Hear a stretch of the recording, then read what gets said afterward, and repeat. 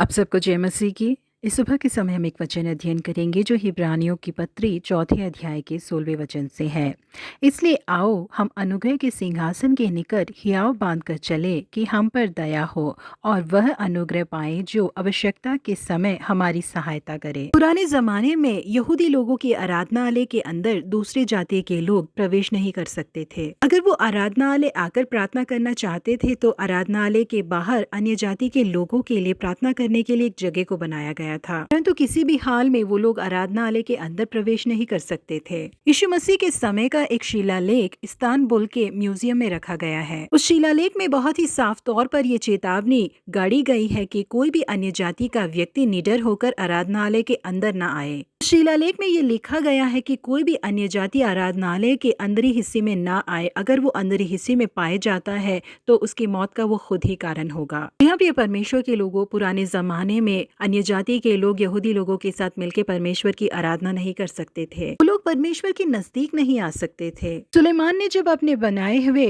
आराधनालय को अर्पण करके उसके लिए प्रार्थना किया, उसने कहा, फिर परदेसी भी जो तेरे प्रजा इज़राइल के ना हो, जब वह तेरे नाम सुनकर दूर देश से आए और आकर इस भवन की ओर प्रार्थना करे, तब तू अपने स्वर्गीय निवास स्थानों में से सुन। जी हाँ, अन्य जाति के लोग आराधनालय के सामने तो खड़े होकर प्रार्थना कर सकते थे, परंतु वो आराधनालय के अंदर नहीं आ सकते थे। परंतु यीशु मसीह के मृत्यु के द्वारा हम जो अन्य जाति हैं, हमें भी परमेश्वर के नजदीकी में आने का सौभाग्य प्राप्त हुआ है। हम अपने विश्वास के कारण अब्राहम के वंश में आते हैं। प्रेरित पौलुस रोमियो को लिखते समय, जो कि अन्य जाति कहलाई जाती है, कहते हैं कि क्योंकि तुमको दासत्व की आत्मा नहीं मिली कि फिर भयभीत हो, परंतु लोपालकपन की आत्मा मिली है, जिससे हम हे आबा हे पिता कहकर पुकारते हैं। यहाँ पे परमेश्वर के लोगों, हम भले ही कोई भी क्यों ना हो, किसी भी जाति से क्यों ना आए, किसी भी देश से क्यों ना आए, परंतु हम सबके पिता यहोवा परमेश्वर हैं। इसलिए आज के बाद हमें परमेश्वर की उपस्थिति में आने के लिए डरने की जरूरत नहीं है, क्योंकि हम परमेश्वर के नीच पुत्र हैं। परमेश्वर की सारी वाचाओं के हम हकदार हैं। हम सब बहुत ही सौभाग्यशाली है, क्योंकि हमें परमेश्वर की उपस्थिति में आने का हक प्राप्त है। बच्चा जिस हक से अपने पिता से सारी चीजों को मांगता है, बिल्कुल वैसे ही हम अपने परम पिता के पास जाकर अपनी कमियों को बता सकते हैं, उनसे मांग सकते हैं। परमेश्वर उन्हें सुनकर निश्चय ही हमें उत्तर देंगे। इसलिए आज के बाद हम अन्य जाति नहीं है, राजाओं के राजा के पुत्र और पुत्रियां हैं। प्रभु आप सबों को आशीषित करे। Have a godly day.